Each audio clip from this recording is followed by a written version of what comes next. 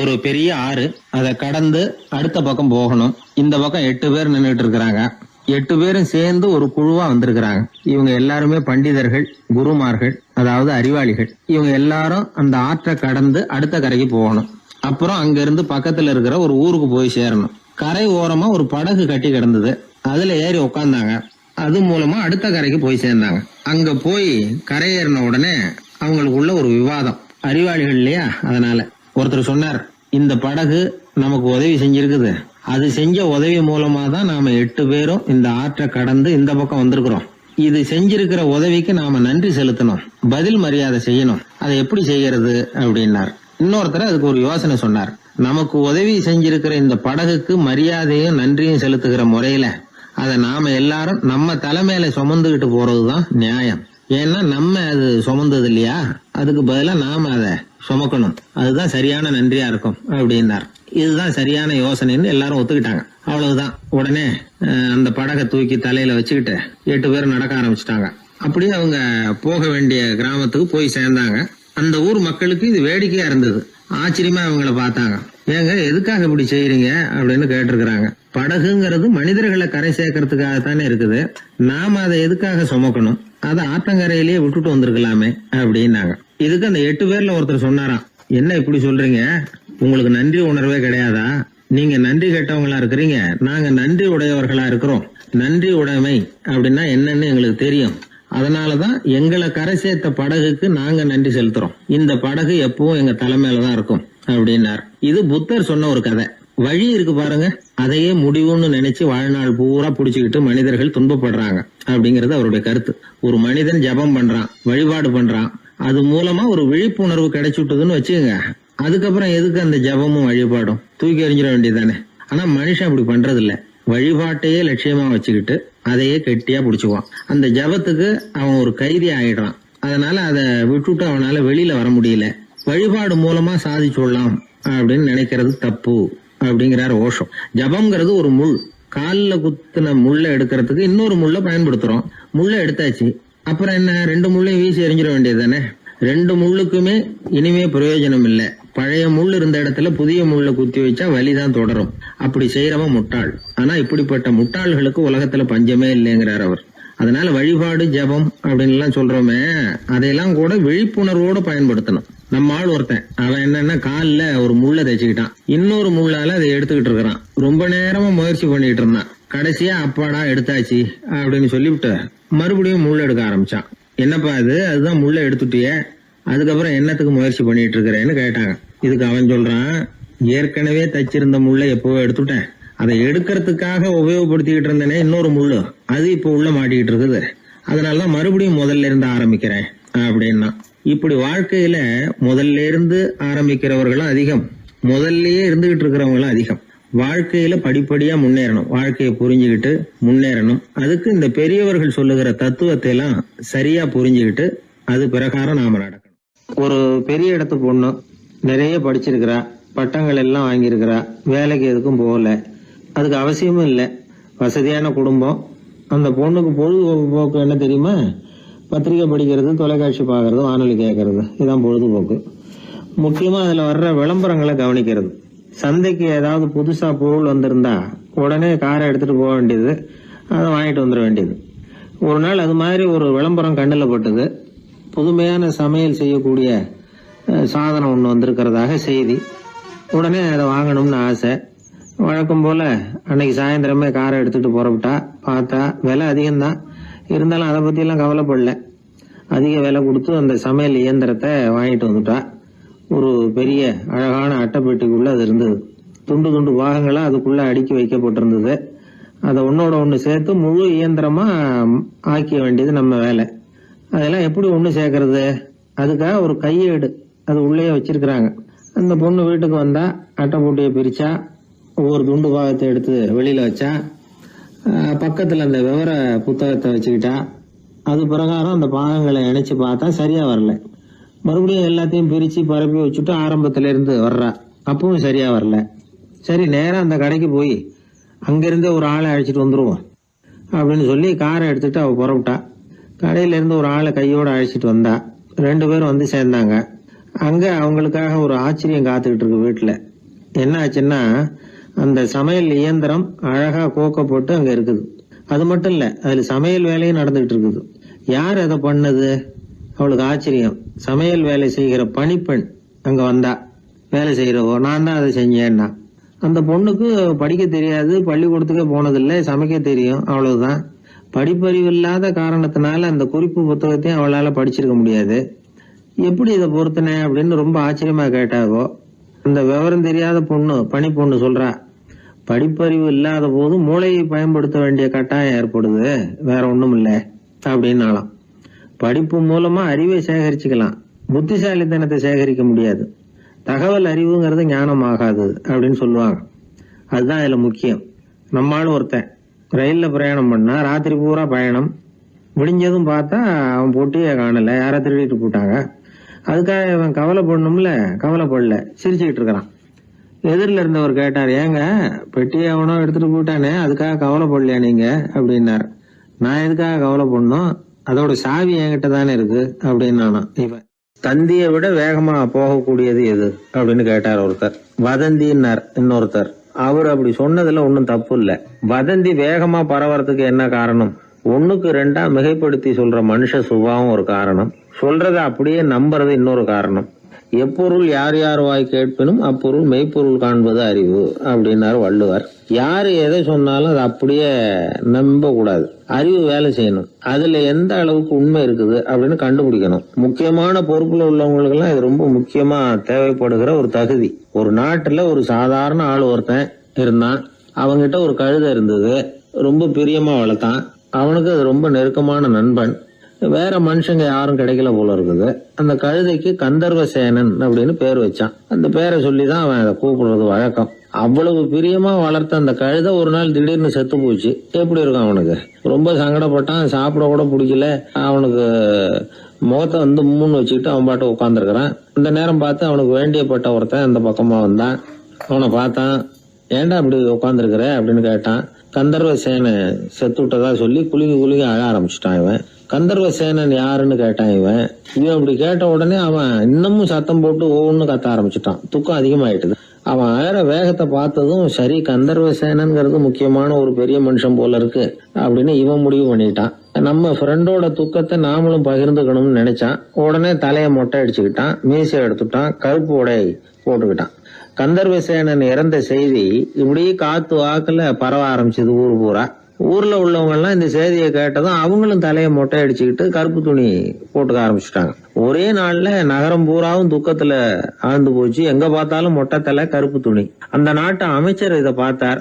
ஜனங்கள் எல்லாம் வருத்தமா இருக்கிறாங்களே அப்படின்னு நினைச்சு சில பேரை கூப்பிட்டு விசாரிச்சார், என்ன விஷயம் அப்படின்னு. கந்தர்வசேனன் செத்துட்டார், அதனாலதான் இப்படி துக்கம் அனுஷ்டிக்கிறோம் அப்படின்னாங்க. அவராவது கொஞ்சம் யோசனை பண்ணி பார்த்திருக்கலாம்ல. கந்தர்வசேனன்னு சொல்றீங்களே, யார் அது அப்படின்னு விசாரிக்கலாம்ல. விசாரிக்கல. மக்கள் துயரத்துல நாமளும் பங்கு எடுத்துக்கணும் அப்படின்னு தான் அவர் நினைச்சார்.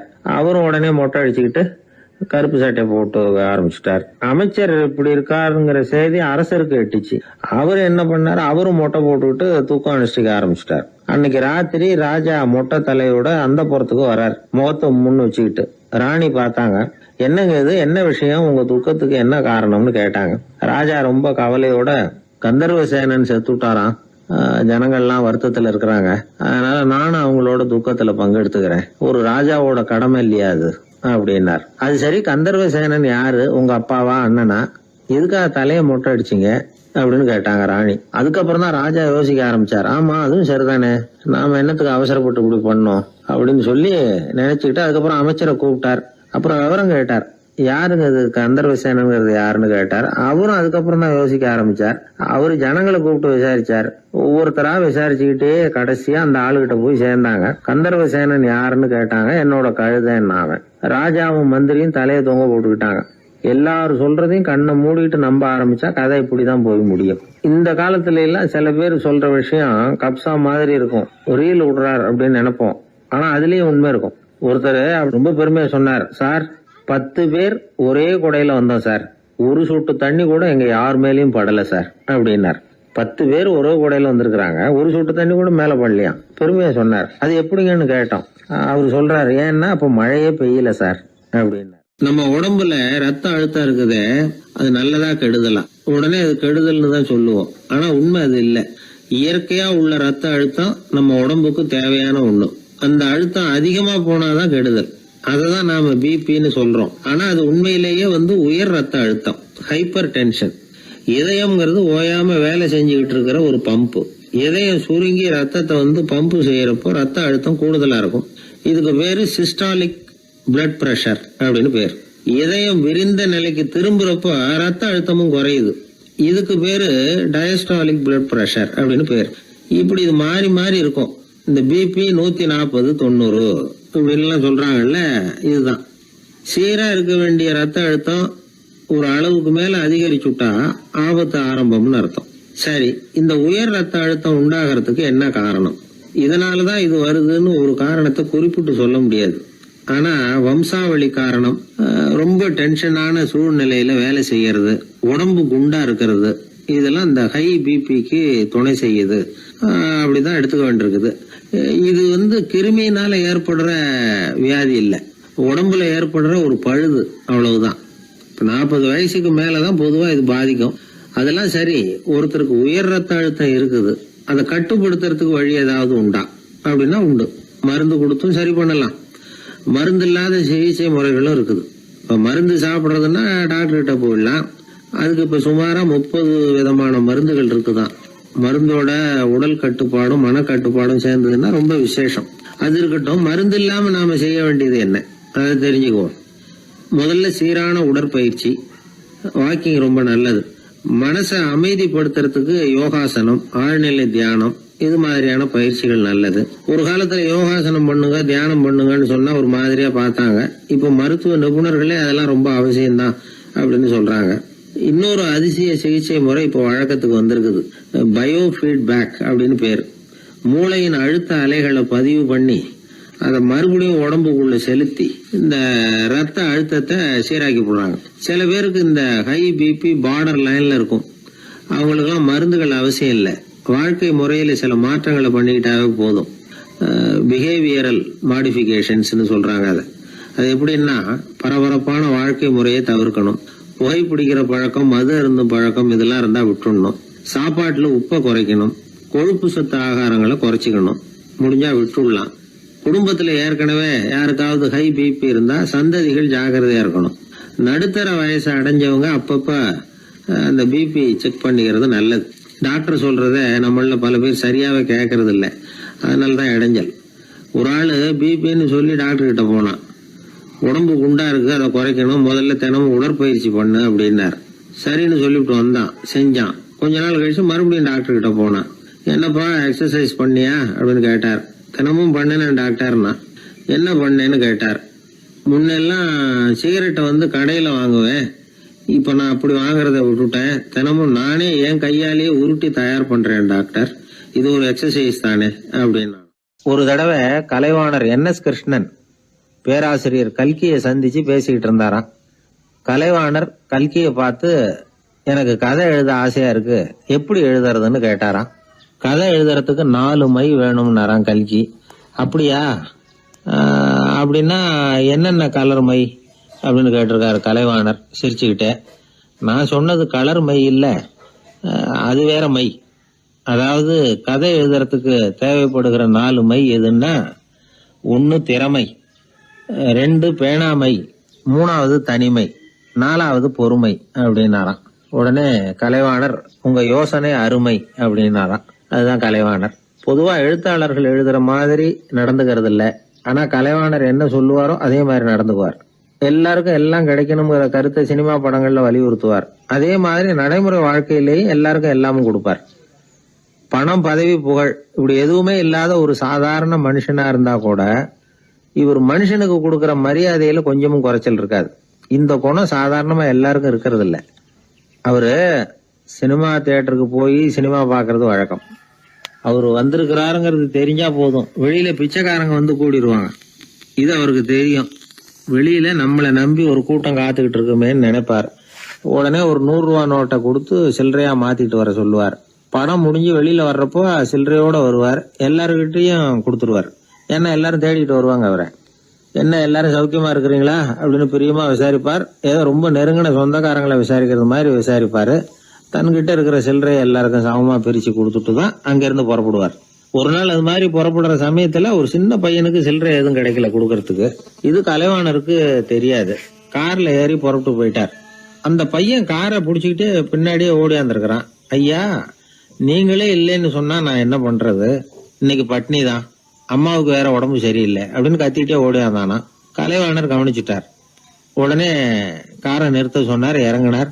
அந்த சின்ன பையனை கட்டி பிடிச்சிக்கிட்டு என்ன மன்னிச்சுக்கப்பா, நான் கவனிக்காம வந்துட்டேன் அப்படின்னு சொல்லி அழ ஆரம்பிச்சுட்டாராம். இன்னொரு தடவை இதே மாதிரி ஒரு தியேட்டர்ல இருந்து வெளியில வந்திருக்கிறார். ஒரு ஆள் அவர்கிட்ட வந்து நின்றுருக்கார். அவர் கொடுக்கறதுக்கு இவர்கிட்ட பணம் இல்ல. பணம் இல்லையாப்பா அப்படின்னாராம். உங்ககிட்டயே இல்லையா அப்படின்னாராம் அவரு. கலைவாணருக்கு மனசு ரொம்ப சங்கடமா போச்சு. உடனே புறப்பட்டு வீட்டுக்கு போனார். அங்க இங்க தேடி பார்த்து அங்க இருந்த கொஞ்சம் நெஞ்ச சில்லறை எடுத்தார். காரு டிரைவரை கூப்பிட்டார். தியேட்டர் வாசல்ல நின்றுகிட்டு இருந்த ஆசாமியோட அங்க அடையாளங்களை சொன்னார். காரை எடுத்துட்டு போய் அந்த ஆளை கண்டுபிடிச்சு இந்த காசை கொடுத்துட்டு வா அப்படின்னு அனுப்பி வச்சாராம். பிச்சை போடுறதுக்காக காரை அனுப்புனதாக வேற யாரை பத்தியாவது நீங்க கேள்விப்பட்டிருக்கிறீங்களா? அவர் ஒரு வித்தியாசமான மனிதர், வித்தியாசமான கலைஞர். கலைவாணரோட சகோதரர் கல்யாணம் நடந்தது. அதுல தியாகராஜ பாகவதர் கச்சேரி முடிஞ்ச உடனே அதுல சம்பந்தப்பட்ட கலைஞர்களுக்கெல்லாம் கலைவாணர் பரிசுகள் கொடுக்கிறார். அந்த கச்சேரியில கடம் வாசிச்சவருக்கு மட்டும் மத்த எல்லாருக்கும் கொடுத்ததை விட பெருசா ஒரு வெள்ளி கோப்பையை பரிசா கொடுத்தாராம். மத்தவங்களுக்கு எல்லாம் சின்னதா கொடுத்துட்டு கட வித்துவானுக்கு மட்டும் பெருசா பரிசு கொடுக்குறீங்களே ஏன்னு கேட்டிருக்கிறாங்க. அதுக்கு கலைவாணர் விளக்கம் கொடுத்தாராம். இப்பெல்லாம் ரயில்ல கூட்டம் அதிகங்கிறது உங்களுக்கு எல்லாருக்கும் தெரியும். இந்த வித்வான் இவ்வளவு பெரிய மண்பானைய ரயில்ல ரொம்ப பத்திரமா உடையாம ரொம்ப தூரத்துல இருந்து கொண்டு வந்திருக்கிறாரே, அது என்ன சாமான்யமான காரியமா? அவரோட அந்த சாமர்த்தியத்தை பாராட்டுறதுக்காக தான் அவருக்கு இவ்வளவு பெரிய பரிசு அப்படின்னா. ஒரு மனிதன் கோபப்படும் பொழுது அவனை நல்லா கவனிச்சு பாருங்க. ஏதாவது ஒரு மிருகத்தின் சாயல் அவன் முகத்துல தெரியும். முகம் அழகா இருக்கிறது எப்போ? அவன் புன்னகையோட இருக்கிறப்பதான். கோபமா இருக்கிறப்ப முகம் அழகா இருக்காது. சார் கோபத்துல இருக்கார், இந்த கோபம் குறையறதுக்குள்ள ஒரு போட்டோ எடுத்துருங்க, அழகா இருக்கும் அப்படின்னு யாரும் சொல்றது இல்ல. போட்டோ எடுக்கிறவர் கூட எடுக்கிறதுக்கு முன்னாடி முகத்தை கொஞ்சம் சிரிச்ச மாதிரி வச்சுங்க சார் அப்படின்னு தான் சொல்லுவார். முகத்தை கொஞ்சம் கடுகடுப்பா வச்சுங்க சார், அப்பதான் நல்லா அமையும் அப்படின்னு சொல்லுவாரு. ஒரு உண்மை என்ன தெரியுமா? கோபம் மனசையும் கெடுக்கும், உடம்பையும் கெடுக்கும். கோபப்படுகிறவர்களின் ஆயுள் காலம் குறைகிறது அப்படிங்கிறது விஞ்ஞான உண்மை. சிரிக்கிறவங்க ஆயுள் காலம் அதிகரிக்கிறது அப்படிங்கறதும் விஞ்ஞான உண்மை. கோபப்படுறவங்களை யாரும் விரும்புறதில்ல. கோபப்படுற அப்பா அம்மா கிட்ட பிள்ளைங்க நெருங்காது. கோபப்படுற அதிகாரிகள் கிட்ட ஊழியர்கள் நெருங்க மாட்டாங்க. கோபப்படுற வாத்தியார்கிட்ட பிள்ளைங்க நெருங்குறது இல்ல. அவன் எப்ப பார்த்தாலும் வள்ளு வள்ளுன்னு விழுவான். அதனால எப்போ அவன் பக்கத்திலேயே இருக்கணும்னு ஆசைப்படுறேன் அப்படின்னு ஒருத்தன் சொன்னா அவனை இவன் வேடிக்கை பார்க்க ஆரம்பிச்சுட்டான் அப்படின்னு அர்த்தம்.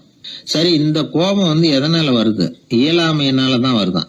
இப்ப நீங்க நினைக்கிறத நிறைவேற்றக்கூடிய சாமர்த்தியம் உங்ககிட்ட இல்லைங்கிறப்போ அது கோபமா வெளிப்படுது, அவ்வளவுதான். திறமை உள்ளவன் கோபப்பட வேண்டிய அவசியமே இல்லை. ஒரு உண்மையான கவிஞன் கிட்ட போய் ஒரு கவிதை எழுதி கொடுங்க அப்படின்னு சொன்னா அவன் உடனே எரிச்சல் அடையக்கூடாது. எரிச்சல் வந்தா அது அவனுடைய இயலாமையை காட்டுது. சிற்பி சிலை செதுக்கிறதுக்கு கோபப்படக்கூடாது. ஒரு அதிகாரி சொன்னார், நீங்க சொல்றதெல்லாம் சார் தான் சார், இருந்தாலும் கோவப்படலைன்னா வேலை நடக்காது சார், அதனாலதான் தினமும் ஆபீஸ்ல கத்திட்டு கிடக்குறேன் அப்படின்னார். ஆனா உண்மை என்ன தெரியுமா? கத்துறதுனால கத்துறதுதான் நடக்குமே தவிர காரியம் நடக்காது. வேலை நடக்கிறது மாதிரி ஒரு பாவனை நடக்கும், அவ்வளவுதான். தவறு செய்கிறவர்களுக்கு தண்டனை கத்துறது மட்டும் இல்ல, திட்டு வாங்குற யாரும் தான் செஞ்சது தவறுதான் அப்படின்னு ஒத்துக்கிறது இல்ல. அத அவங்க உணர்றதும் இல்ல. அப்படி இருக்கிறப்போ திட்டுறதுனால என்ன பிரயோஜனம்? திட்டுறதன் நோக்கம் என்ன? திட்டு வாங்குறவங்க திருந்தணும்ங்கிறது தானே. நோக்கம் நிறைவேறாதுன்னா எதுக்காக கத்தணும்? திட்டுறது மூலமாவே ஒருத்தனை திருத்த முடியும்னா திருடுறவனை எல்லாம் கூப்பிட்டு கொஞ்ச நேரம் திட்டி போயிட்டு வாப்பா, இனிமே நீ திருந்திவிட்ட அப்படின்னு சொல்லி வச்சுடலாமே. இதுல நாம முக்கியமா புரிஞ்சுக்க வேண்டியது என்னன்னா, கோபம்ங்கிறது நாம அடுத்தவங்களுக்கு கொடுக்கிற தண்டனை இல்ல, அது நமக்கு நாமே கொடுத்துக்கிற ஒரு தண்டனை. அடுத்தவங்களை திருத்துறதாக நினைச்சுக்கிட்டு நம்ம நாமே கெடுத்துக்கிற ஒரு முயற்சி. நம்ம மனசு கெட்டு போகுது, நம்ம உடம்பு கெட்டு போகுது, அதுதான் கண்ட பலன். நம்ம ஆள் ஒருத்தன் சொன்னான், நான் கோபம் வந்துட்டுதுன்னா அதை மனிதர்கள் மேல காட்ட மாட்டேன் சார், அவங்கள திருத்த முடியாதுன்னு எனக்கு தெரியும் அப்படின்னா. வேற என்ன பண்ணுவேன் அப்படின்னு கேட்டேன். பாத்திரங்கள் பேர்ல காட்டுவேன் வீட்டுல இருக்கிற பாத்திரங்களை எல்லாம் எடுத்து வெளியில வீசி எறிவேன் அப்படின்னா. அதனால கோபம் குறைஞ்சுதா அப்படின்னு கேட்டாங்க. எனக்கு குறைஞ்சது, ஆனா எதிர்த்த வீட்டுக்காரனுக்கு அதிகமாயிட்டுதுன்னு நானும். அது எப்படிறான்னு கேட்டிருக்காங்க. நான் எனக்கு கோபம் வந்த உடனே நேரா அவங்க வீட்டுக்குள்ள போய் அங்க இருக்கிற பாத்திரங்களை தான் எடுத்து வெளியில வீசி எறிகிறேன் அப்படின்னா. ஒரு வெளி தேசத்துல இருந்து ஒருத்தர் நம்ம நாட்டுக்கு வந்தார். இங்க ஒருத்தர் அவரை அன்பா கூப்பிட்டு உபசரிச்சார். ஒரு ஆரஞ்சு பழத்தை அவர்கிட்ட கொடுத்தார். கொடுத்து சாப்பிட சொன்னார். அவர் அதை வாங்கினார். அதை அப்படியும் இப்படியும் புரட்டி பார்த்தார். அவருக்கு ஒன்றும் புரியல. ஏன்னா அவர் தேசத்துல அது இல்லை போல இருக்கு. என்ன செய்யறதுன்னு அவருக்கு ஒன்றும் புரியல. அப்படியே கடிச்சு பார்த்தார். கசப்பா இருந்தது. தூக்கி எறிஞ்சுட்டார். அதை ஏன் தூக்கி எறிஞ்சுட்டீங்கன்னு கேட்டார் இவர். கசக்குது, அதை எப்படி சாப்பிடுறது அப்படின்னாரு அவரு. அது அப்படி சாப்பிடக்கூடாது, மேல உள்ள தோலை எடுத்து எரிஞ்சுடணும், இனிப்பான பகுதி உள்ள இருக்குது அப்படின்னு விவரம் சொன்னார் இவர். இப்படி சொன்னவர் ஒரு யோகி. வாழ்வின் வெளிப்பக்கத்திலேயே இருந்துகிட்டு இருந்தா கசப்பான பிரச்சனைகளையே சந்திக்க வேண்டியிருக்கும். உள்பக்கத்துக்கு போகணும், அப்பதான் அங்க இருக்கிற இனிப்பை உணர முடியும் அப்படிங்கிறார் அந்த யோகி. நாமெல்லாம் 2 வகையான வாழ்க்கை வாழறோமா. மேலோட்டமான வெளிப்படையா உள்ள வாழ்வுங்கிறது ஒண்ணு, உள்ளார்ந்த வாழ்வுங்கிறது ஒண்ணு. வாழ்வின் வெளிப்புறம் பிரச்சனைகளும் சவால்களும் நிறைஞ்சது, உள்புறம் அமைதியா இருக்கிறது. இந்த உள்பக்கத்துலதான் மகிழ்ச்சியான வாழ்வுக்கு தேவையான புதையல் இருக்குதான்.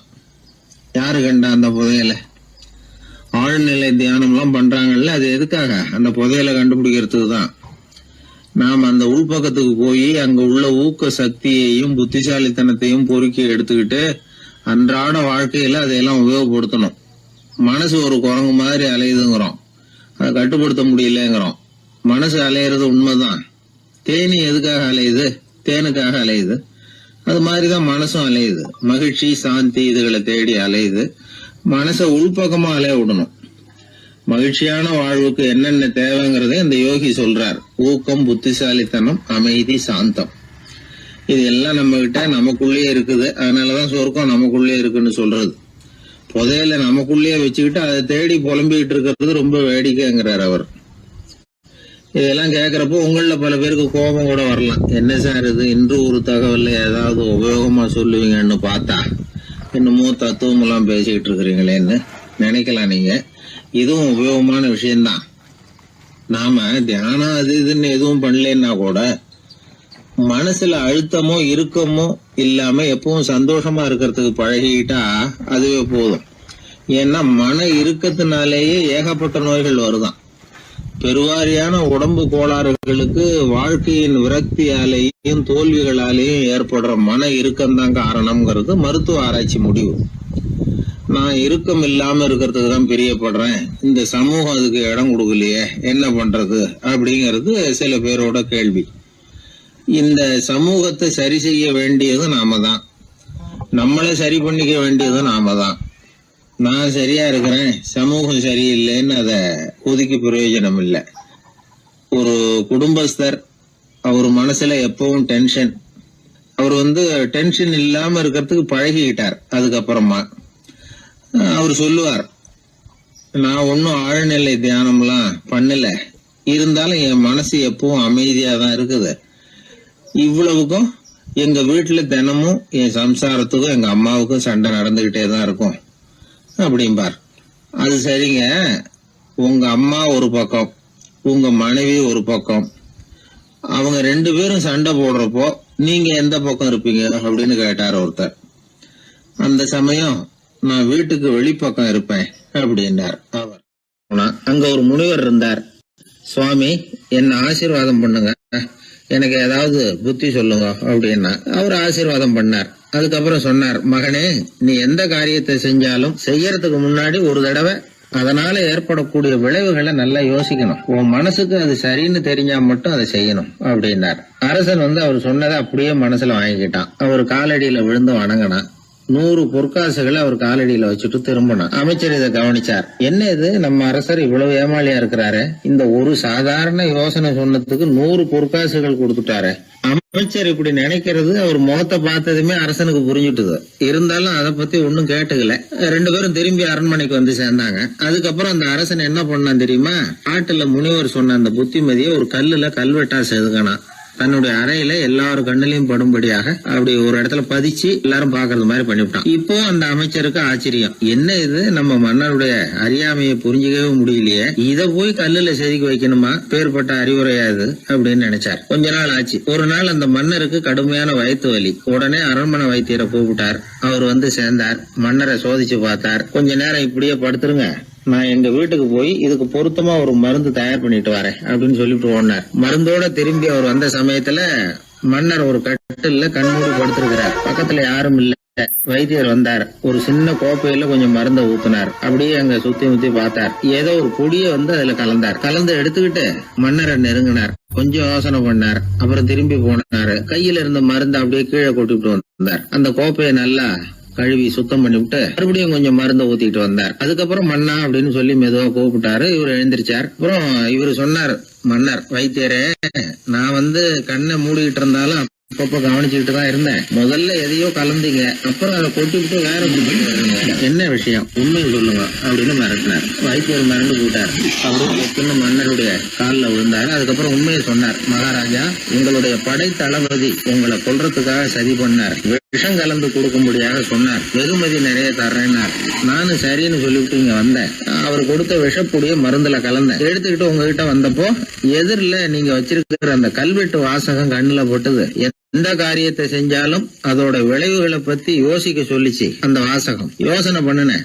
என் உயிருக்கே ஆபத்துங்கிறத புரிஞ்சுக்கிட்டேன். உடனே திரும்பி போய் அதை கொட்டி கழுவி விட்டு வேற நல்ல மருந்தா ஊத்திக்கிட்டு வர்றேன் அப்படின்னார். இப்ப அந்த மன்னர் அமைச்சரை கூப்பிட்டார். பாத்தீங்களா, இந்த புத்திமதிய அன்னைக்கு நீங்க அலட்சியமா நினைச்சீங்க, இன்னைக்கு அதுதான் என் உயிரை காப்பாத்தி இருக்குது அப்படின்னார். அமைச்சர் தலையை குனிஞ்சுக்கிட்டாராம். அதனால பெரியவர்கள் நமக்கு சொல்ற புத்திமதி சாதாரணமா தான் தெரியும். அதுக்காக நாம வந்து அதை அலட்சியம் பண்ணிடக்கூடாது. இந்த காலத்துல ஒருத்தன் ஒரு சாமியார் கிட்ட போனா ஒரு 1000 ரூபாய அவர் காலடியில வச்சுட்டு திரும்பி வந்தான். எதுக்கு அதுன்னு கேட்டேன். இன்னைக்கு நான் இந்த அளவுக்கு நல்லபடியா இருக்கிறதுக்கு அவர் தான் காரணம். ஏற்கனவே ஒரு தடவை இவர்கிட்ட வந்து புத்தி சொல்லுங்கன்னு கேட்டேன், மாட்டேன்னு விட்டார். அன்னைக்கு அவர் ஏதாவது எனக்கு புத்தி சொல்லி நான் அது பிரகாரம் நடந்திருந்தேன்னா இன்னைக்கு நான் வீணா போயிருப்பேன்.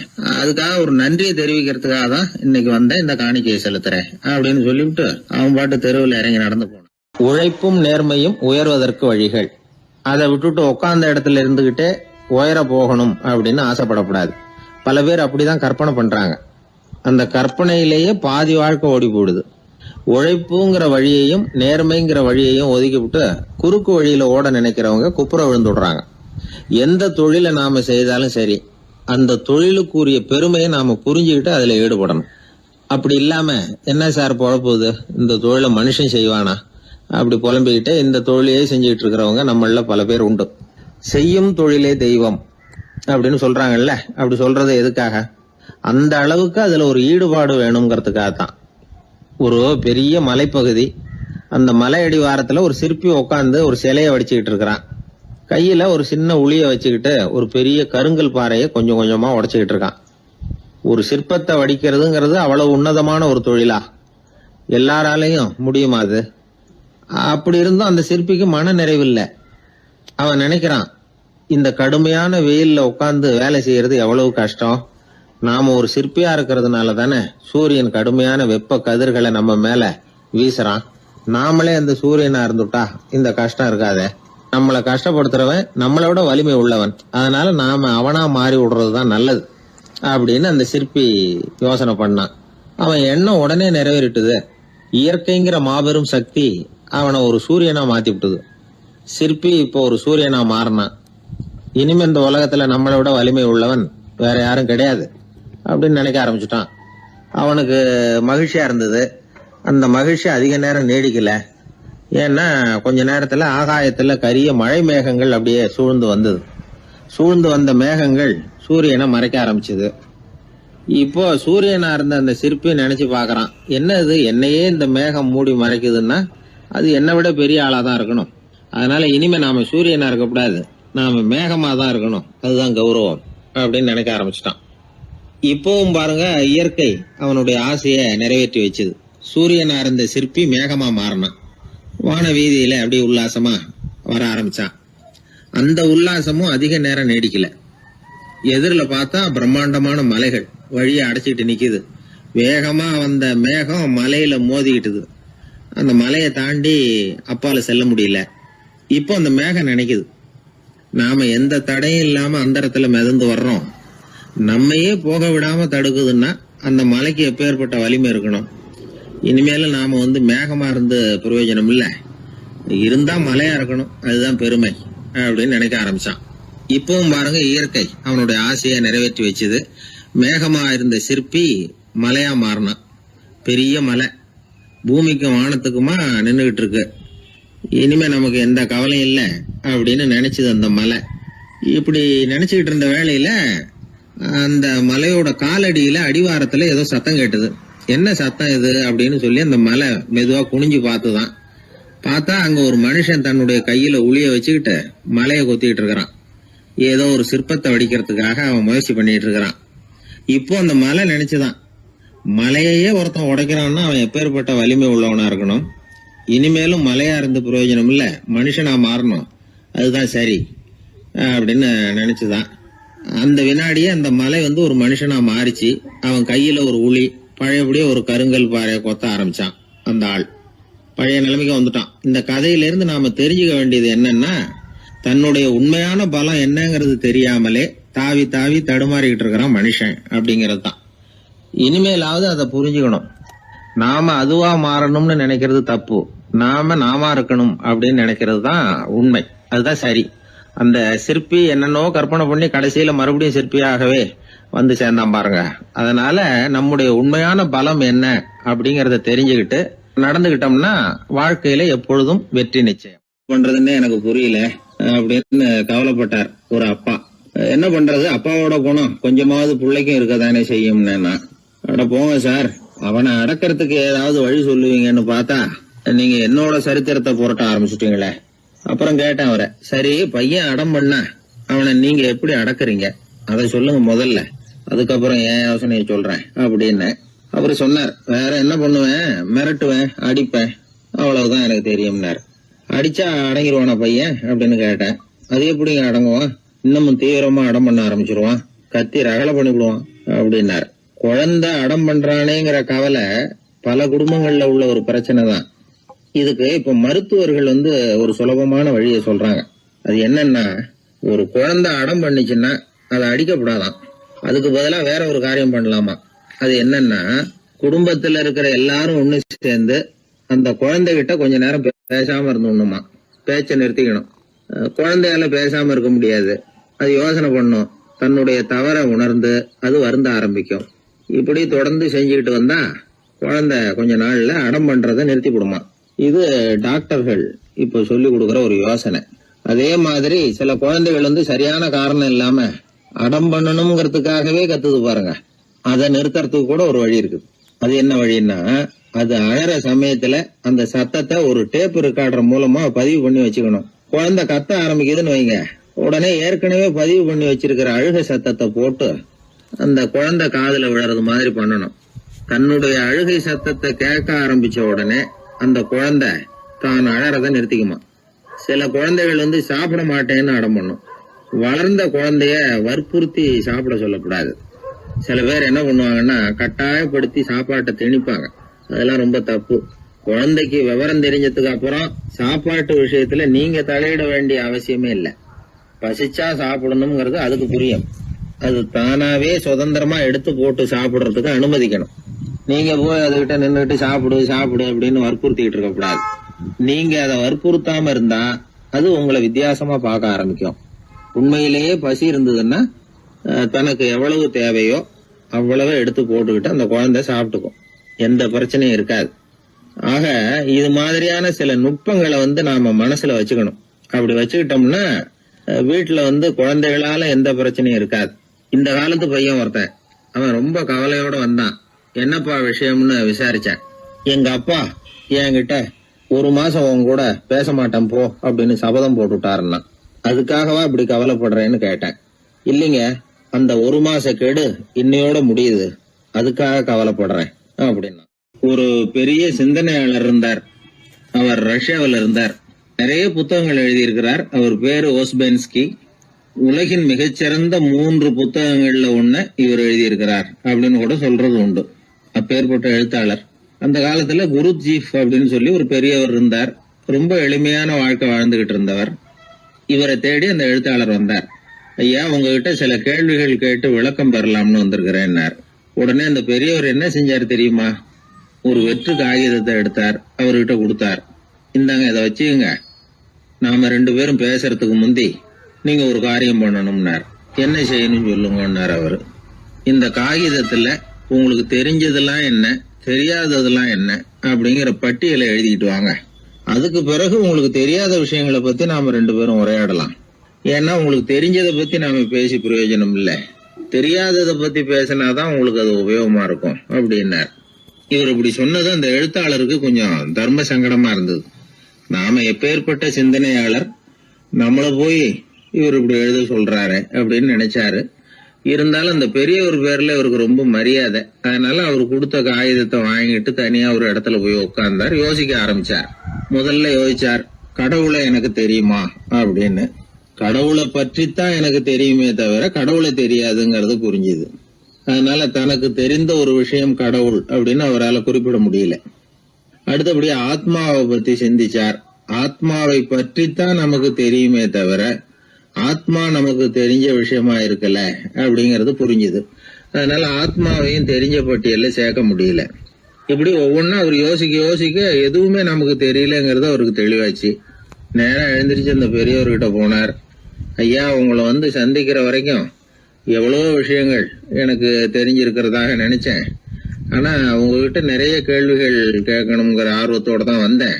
ஆனா நீங்க கேட்ட ஒரு கேள்விக்கு விடை காண முயன்ற போது எனக்கு எதுவுமே தெரியலங்கிறத புரிஞ்சுக்கிட்டேன் அப்படின்னார். அப்படின்னா உலக புகழ்பெற்ற இவ்வளவு புத்தகங்களை உங்களால எப்படி எழுத முடிஞ்சதுன்னு கேட்டார். இவரு சொன்னார், ஐயா, இப்பதான் எனக்கு புரியுது. எனக்கு தெளிவில்லாத பல விஷயங்களையும் நான் எழுதியிருக்கிறேன். அவையெல்லாம் வெறும் வார்த்தை குவியல்கள்ங்கிறத நான் இப்ப உணர்றேன். வார்த்தைகளே அறிவு அப்படிங்கிற மயக்கத்திலிருந்து இப்ப நான் விடுபட்டுட்டேன்.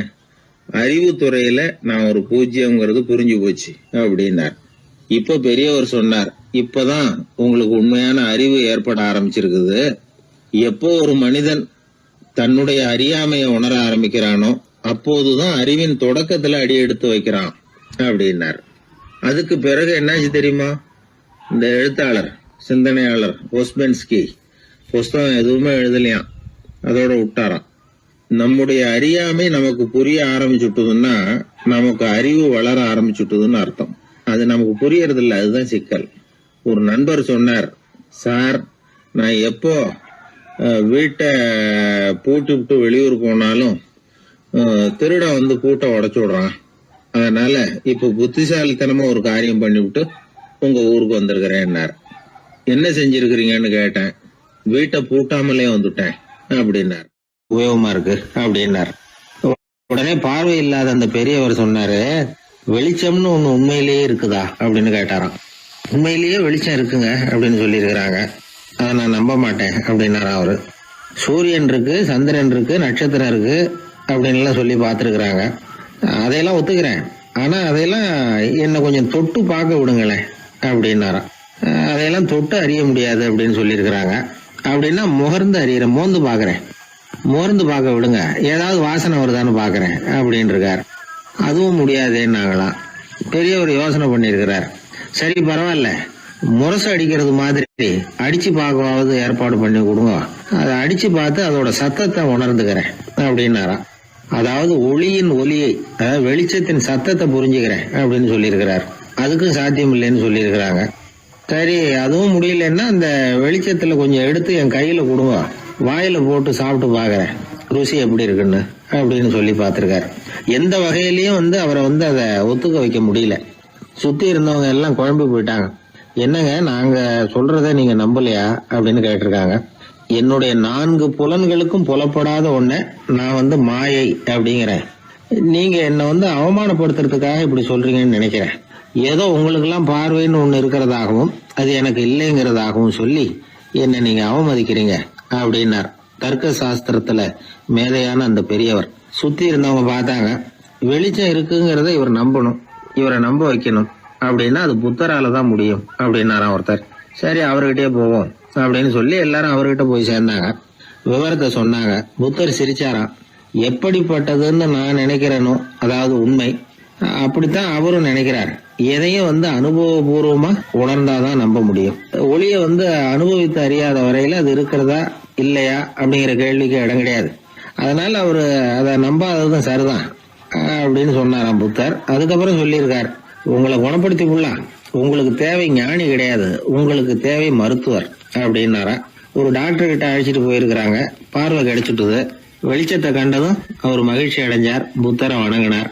நான் வாதம் பண்ணேன், நீங்க எதிர்வாதம் பண்ணல, என்னுடைய பிரச்சனை மருத்துவரால் தான் தீரும் அப்படின்னு சொல்லி எனக்கு பார்வை கிடைக்க செஞ்சீங்க அப்படின்னாராம். மனித குலத்துல ரொம்ப அதிகமானவர்கள் நிலைமை இப்படித்தான். கண்ணை மூடிக்கிட்டு அதை சரின்னு ஒருத்தர் வலியுறுத்தி சொல்லிட்டு இருந்தா அவருக்கு உதவுறது அப்படிங்கிறது முடியாத காரியம். இந்த காலத்துல சில பேர் கண்களை திறந்துகிட்டே சில காரியங்கள் பண்ணுவாங்க. அது தப்புன்னு அவங்களுக்கு பின்னாடி தான் புரியும். ஒருத்தர் தன்னுடைய வலது காலில் கட்டு போட்டுக்கிட்டு அப்படி வந்தார். என்ன ஆச்சுன்னு விசாரிச்சாங்க. எங்க வீட்டு கண்ணாடி ஜன்னல்களை வெளிப்போக்கமா இருந்து சுத்தப்படுத்திக்கிட்டு இருந்தேன், சரியா தொடச்சிக்கிட்டு இருக்கோமா அப்படின்னு கொஞ்சம் பின்னாடி தள்ளி நின்னு பார்த்தேன் அப்படின்னார். அதுக்கும் உங்க கால் உடைஞ்சதுக்கும் என்ன சம்பந்தம்னு கேட்டாங்க. நான் குடியிருந்தது 4வது மாடியாச்சே அப்படின்னாராம். ஊர்ல ஒரு மன்னர் இருந்தார். அவரு பக்கத்து தேசத்து மேல படையெடுக்கணும்னு நினைச்சுக்கிட்டு இருந்தார். அதையும் தன்னுடைய நாட்டோட சேர்த்துக்கணுங்கிற ஆசை. எப்போ படையெடுக்கலாம்னு யோசிச்சுக்கிட்டு இருந்தார். இப்படி யோசிச்சுக்கிட்டு இருந்த சமயத்துல ஒரு பெரியவர் அவரை தேடிட்டு வந்தார். அவர் அடிக்கடி வருவார், அவர்கிட்ட பேசிக்கிட்டு இருப்பார். இப்போ அப்படித்தான் வந்தார். என்ன மன்னா யோசனைன்னாரு. இவர் தன்னுடைய யோசனையை சொன்னார். இந்த சமயத்துல மன்னருக்கு தாகம் எடுத்தது, தண்ணி குடிக்கணும் போல இருந்தது. உடனே அங்க இருந்த ஒரு அரண்மனை பணியாளரை கூப்பிட்டார். போய் கொஞ்சம் தண்ணி கொண்டு வாப்பா அப்படின்னார். அந்த பணியாளர் போனார். ஒரு கோலையில தண்ணி கொண்டு வந்தார். ராஜா கிட்ட நீட்டினார். ராஜா அதை வாங்கி குடிக்கிறதுக்காக வாய்கிட்ட கொண்டுட்டு போனார். அந்த நேரம் பார்த்து, மன்னா கொஞ்சம் பொறுங்கன்னார் இந்த பெரியவர். ஆவலோட குடிக்க போன மன்னர் அப்படியே நிறுத்திக்கிட்டு பெரியவரை பார்த்தார். இப்ப அந்த பெரியவர் சொன்னார், மன்னா, இப்போ உங்களை விட வலிமை உள்ள ஒரு சக்தி உங்களுக்கு தண்ணி கொடுக்க மறுத்துடுதுன்னு வைங்க, உங்களை குடிக்க விடாம தடுத்துடுது அப்படின்னா, இப்ப இந்த ஒரு கோவள தண்ணீரை என்ன விலை கொடுத்து வாங்குவீங்க அப்படின்னு கேட்டார். இப்போ எனக்கு இருக்கிற தாகத்துக்கு என்னுடைய அரசாங்கத்துல பாதியையாவது கொடுத்து இந்த தண்ணியை வாங்கறதுக்கு தயங்க மாட்டேன்னார் அவர். சரி, இப்ப அந்த தண்ணியை குடிங்கன்னார் பெரியவர். மன்னர் ஆவலோட அந்த தண்ணியை குடிச்சு முடிச்சார். அதுக்கப்புறம் கொஞ்ச நேரம் தன்னுடைய படையெடுப்பு பத்தி சொல்லிட்டு இருந்தார். கொஞ்ச நேரம் கழிச்சு மறுபடியும் இந்த பெரியவர் கேட்டார், மன்னா, இப்போ நீங்க ஒரு கோவள தண்ணீரை குடிச்சு முடிச்சுட்டீங்க. இப்ப அந்த தண்ணீர் உங்க உடம்ப விட்டு வெளியில வரக்கூடிய பாதை அடப்பட்டு போச்சு அப்படின்னு வச்சுங்க, அதை வெளியேற்றுவதற்காக நீங்க எவ்வளவு செலவழிப்பீங்க அப்படின்னு கேட்டார். மன்னர் யோசனை பண்ணார். அப்படி ஒரு நிலைமை ஏற்பட்டு போச்சுன்னா என்னுடைய அரசாங்கம் பூராவையும் அதுக்கு ஈடா தர்றதுக்கு கூட தயங்க மாட்டேன்னார். இப்ப அந்த பெரியவர் சொன்னார், எந்த அரசாங்கத்தின் மதிப்பு ஒரு கோவள தண்ணீர் அளவுக்கு கூட இல்லையோ அந்த அரசாங்கத்தை அடையணுங்கிற பேராசையில மனிதர்கள் தங்களுடைய சகோதரர்கள் கூடவே சண்டை போட்டுக்கிறாங்களே, அதுல ஏதாவது அர்த்தம் இருக்குதா அப்படின்னாராம். மன்னருக்கு இப்பதான் அர்த்தம் புரிஞ்சுதான். மனசுல தெளிவு உண்டாச்சு. தன் மனசுக்குள்ள உண்டான வெறிய விரட்டி அடிச்சு விட்டார். அதுக்கப்புறம் நிம்மதியா ஆட்சி புரிஞ்சார். இப்படி ஒரு கதை. உயிருக்கு என்ன விலை கொஞ்சம் யோசனை பண்ணி பாருங்க. ஆனா அது இப்ப எவ்வளவு மலிவா போயிட்டுது, அதையும் யோசனை பண்ணி பாருங்களேன். ஆசை பேராசையா மாறுது, அப்புறம் அது வெறியா ஆகுது, அதுக்கப்புறம் பைத்தியம் பிடிக்குது. இந்த காலத்து மனிதர்களுக்கு 2 விதமான பைத்தியம் பிடிச்சிருக்கிறதாக ஒரு பெரியவர் சொல்றார். ஒன்னு பணம், இன்னொன்னு அதிகாரம். இதெல்லாம் எவ்வளவு காலத்துக்கு நீடிக்கும்? ஒரு சர்வாதிகார நாட்டுல 3 பேர் ஜெயில இருட்டு அறையில பேசிக்கிட்டு இருக்கிறாங்க. நீ எப்படி இந்த ஜெயிலுக்கு வந்த அப்படின்னு ஒருத்தர் கேட்டாராம். இந்த நாட்டு ராஜாவை ஆதரிச்சு நான் பிரச்சாரம் பண்ணினேன், அதனால கூட்டத்துல தகராறு வந்துட்டுது, கலவரமா போச்சு, அதுக்கு நான் தான் காரணம்னு அரெஸ்ட் பண்ணி இங்க கொண்டாந்து போட்டாங்க அப்படின்னாராம் அவரு. சரி, நீ எப்படி இங்க வந்த அப்படின்னு இன்னொருத்தரை பார்த்து கேட்டிருக்காரு. நான் இந்த நாட்டு ராஜாவை எதிர்த்து பிரச்சாரம் பண்ணேன், அதனால கலவரம், அரெஸ்ட் பண்ணி கொண்டாந்து போட்டாங்கன்னார். சரிப்பா, நீ எப்படி எங்க வந்த அப்படின்னு 3வது ஆளை பார்த்து இவங்க கேட்டாங்களாம். இதுக்கு அந்த ஆள் மெதுவா வெளிச்சத்துக்கு நான் தான் இந்த நாட்டு ராஜா அப்படின்னா. சில பேருக்கு தொட்டதெல்லாம் வெற்றியா முடியும், சில பேருக்கு தொட்டதெல்லாம் தோல்வியா முடியும். இதுல உள்ள ரகசியம் என்ன அதை தெரிஞ்சுக்கணும்னா இந்த கதையை கேளுங்க. ஜப்பான்ல ஒரு பெரிய வீரர் இருந்தார். அவர் பேரு நொபுனாகா. அவர்கிட்ட இருந்த படை வீரர்கள் கொஞ்சம் பேர் தான். சிறிய படை பலத்தை வச்சுக்கிட்டு பெரிய பெரிய படைகளை எல்லாம் முறியடிச்சிருக்கிறார். அவர் அவ்வளவு சாமர்த்தியம் உள்ளவர். ஒரு தடவை எதிரி மீது படையெடுத்து போயிருக்கிறார். அப்போ அவருடைய படை வீரர்களுக்கும் தளபதிக்கும் ஒரு சந்தேகம் வந்துட்டுது. இந்த போர்ல நாம வெற்றி பெற முடியுமா அப்படிங்கிற சந்தேகம். இருந்தாலும் இதை எப்படி தலைவர்கிட்ட தெரிவிக்கிறது? ரொம்ப யோசனை பண்ணாங்க. கடைசியா கொஞ்சம் துணிச்சலை வரவழைச்சுக்கிட்டு மெதுவா கேட்டுட்டாங்க. அவர் பார்த்தார். சரி, அதை நாம முடிவு செய்ய வேணாம். புத்த விகாரத்துக்கு போயிட்டு வருவோம். பூவா தலையா போட்டு பார்த்துருவோம். என்ன வருதோ அது பிரகாரம் செயல்படுவோம். என்ன சொல்றீங்க? ஏன்னா போருக்கு செல்லும் பொழுது முழு மனசோட போகணும், ஊசலாட்டம் இருக்கக்கூடாது அப்படின்னார். தளபதியும் படை வீரர்களும் சரின்னு ஒத்துக்கிட்டாங்க. உடனே அவங்க எல்லாரும் அங்க பக்கத்துல இருந்த கோயிலுக்கு போனாங்களாம். தலைவர் உள்ள போனார். எல்லாரும் ஆவலோட வெளியில காத்துக்கிட்டு இருக்கிறாங்க. ரொம்ப நேரத்துக்கு அப்புறம் அவர் வெளியில வந்தார். தளபதி, துணை தளபதிகள் எல்லாரையும் கிட்டத்துல கூப்பிட்டார். அவங்க முன்னிலையில ஒரு தங்க காசை எடுத்தார். இத பாருங்க, இப்ப பூவா தலையா போட்டு பாத்துருவோம். பூ வந்தா தோத்துருவோம், தலை வந்தா ஜெயிச்சிருவோம். அதனால பூ விழுந்தா போர் வேணாம், அதை தவிர்த்துருவோம். தலை விழுந்ததுன்னா போருக்கு போவோம். விதி இப்போ நம்ம கையில தான் இருக்கு. இங்க என்ன தீர்ப்பு கிடைக்குதோ அது பிரகாரம் நடப்போம் அப்படின்னு சொல்லிவிட்டு தங்க காசு சுண்டி போட்டார். அது அப்படி சுழன்று மேல போய் கணீர்னு தரையில வந்து விழுந்தது. எல்லாரும் ஆவலோடு அதை குனிஞ்சி பாக்குறாங்க. தலை விழுந்திருக்குது. ஒரே மகிழ்ச்சி, ஆரவாரம். அதுக்கப்புறம் அவங்களுக்கு சந்தேகம் வரவே இல்லை. அப்படியே உறுதியான ஒரு முடிவோட போருக்கு போனாங்க. வெற்றியோட திரும்பி வந்தாங்க. வெற்றி விழா நடக்குது. தளபதி பேசுறார்.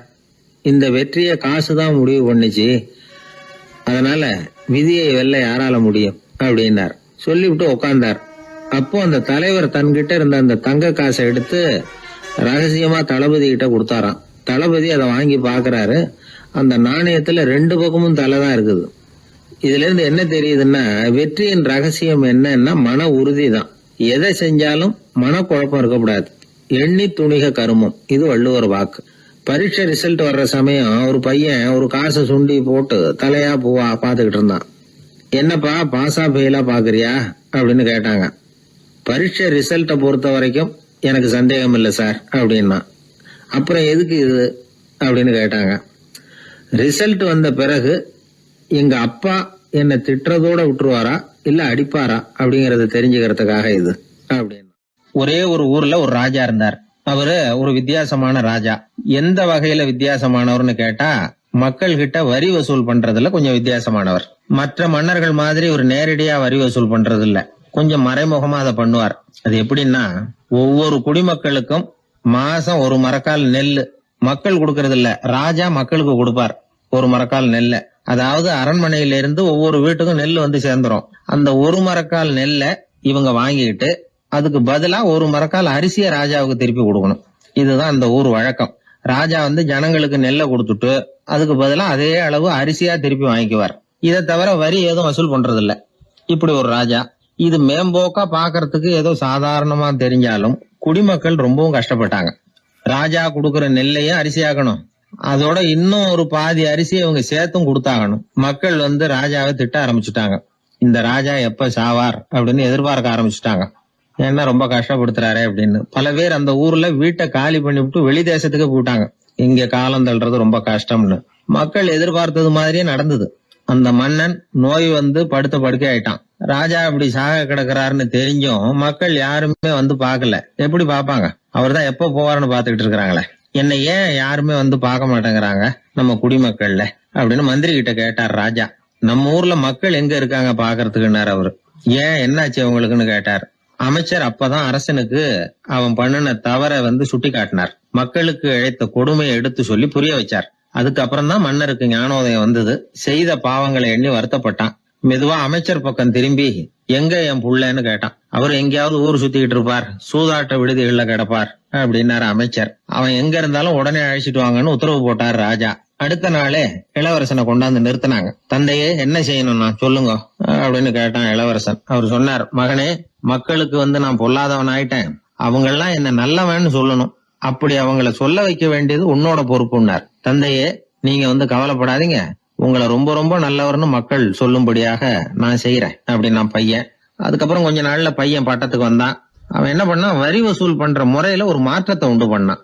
என்ன மாற்றம் பண்ணனான்னா, ஒவ்வொரு வீட்டுக்கும் 1 மரக்கால் உமிய கொடுக்கறது, அதுக்கு பதிலா 1 மரக்கால் அரிசியை வாங்கிக்கிறது. அப்பா என்ன பண்ணாரு, நெல்லை கொடுத்துட்டு அரிசியா வாங்கினார். இவன் மகன் வந்து உமிய கொடுத்துட்டு அரிசியா வாங்கினான். கொஞ்ச காலம் ஆச்சு. ஒரு நாள் மந்திரியை கூப்பிட்டு கேட்டான், அமைச்சரே, நம்ம ஊர் மக்கள் என்ன பேசிக்கிறாங்க அப்படின்னு. உங்க அப்பா ரொம்ப நல்லவன்னு பேசிக்கிறாங்க அப்படின்னாரு அமைச்சர். எப்படி இருக்கு பாருங்க, இவன் பண்ற கொடுமையில அப்பன்காரன் ரொம்ப நல்லவன் ஆயிட்டான். அதாவது இளவரசனை விட பழைய மன்னரே ரொம்ப நல்லவர், ரொம்ப பாதி கஷ்டம் தான் இது முழு கஷ்டம்ங்கிறது மாதிரி ஆயிட்டுது. எப்படியோ அப்பாவுக்கு கொடுத்த வாக்க புள்ள காப்பாத்தி விட்டான். அதாவது மன்னர் ரொம்ப நல்லவர்னு சொல்ல வைக்கிறேன்னு தானே சொன்னான், அதே மாதிரி சொல்ல வச்சுட்டான். இந்த காலத்துல இது மாதிரி அப்பாவுக்கு உதவுற பிள்ளைகள் உண்டு. ஒரு பிள்ளையாண்டான்னு சொன்னான், நான் எங்க அப்பாவுக்கு ரொம்ப ரொம்ப உதவியா இருக்கிறேன் அப்படின்னா. அப்படியா, உங்க அப்பாவுக்கு ரொம்ப உதவியா இருக்கிறியா அப்படின்னா, உங்க அப்பா என்ன செஞ்சுட்டு இருக்காருன்னு கேட்டேன். சும்மாதான் இருக்கிறார் அப்படின்னா அவன். சும்மா இருக்கிறதுக்கு இவன் உதவியா இருக்கிறானா? இப்படி இருக்கிறாங்க. அதாவது நல்லவன் அப்படின்னு பேர் வாங்குறது ரொம்ப கஷ்டம். அத எந்த வகையில வாங்கணும்னு முடிவு பண்றதுதான் முக்கியம். அதனால வாழ்க்கையில நாம மன்னரா இருந்தாலும் சரி, சாதாரண மக்களா இருந்தாலும் சரி, நல்ல